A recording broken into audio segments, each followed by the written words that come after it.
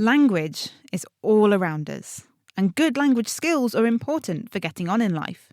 But does being good in one language domain, like spelling for instance, mean you'll be good in another, like grammar? And if your child is doing well with language as a toddler, will they still be doing well as a teenager? Recently, results have come out from a study 15 years in the making, and I, Katie Haylor, spoke to one of the authors, Rebecca Pearson, from the University of Bristol. So what this is part of is a large longitudinal study based in Bristol in southwest England. Almost 15,000 pregnant mums were recruited in the early 1990s.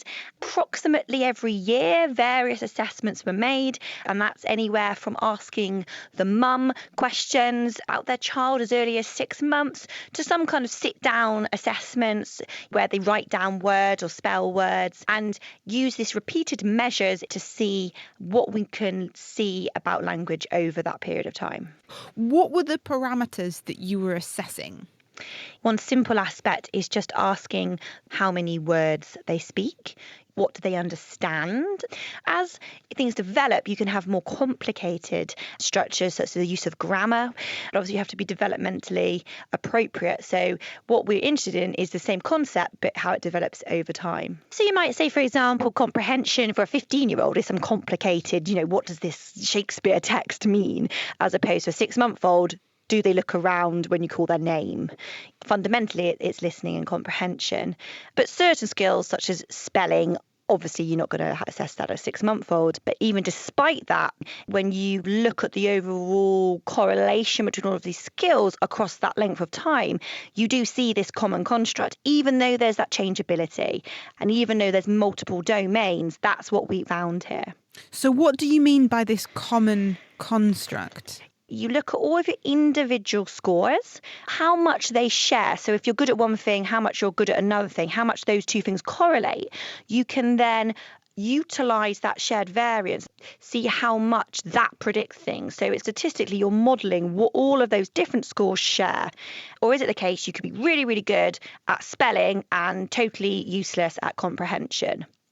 So if you're good at spelling, you're likely to be good at comprehension. What does that mean for supporting kids learning language? What it means is you need to look holistically at the whole concept of language. It means that if you've got a worry in one domain, even if perhaps you don't necessarily see it in the others straight away, it's likely that it's going to impact all of them because they're related. Just because there's this common construct and variant doesn't mean that there isn't a trigger component that might be causally impacting the others. So there are some kind of newer statistical techniques where you could see, is there a network of these different skills, and is kind of one leading to the next, leading to the next. Now, which one caused which? We still don't know, and that's what we really need to look at now. But it means that one indicates the other. Even from as early as 6 months, 1 year, compared to others, if you're top of that group, then you're still going to be top 15 years later. And if you're lagging behind, you'll still be lagging behind later. So we do need to look at those early strugglers, even if it's only in one domain to start with.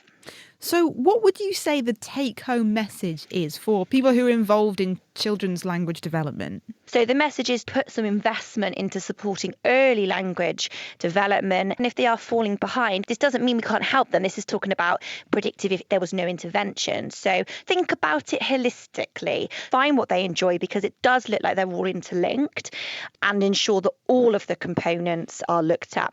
And it's important to say that we did also in the study have atypical developing children with different disabilities. So those with social communication difficulties, those with hearing impairment, and those with dyslexia. And we still saw this predictability, and that all of the domains were important.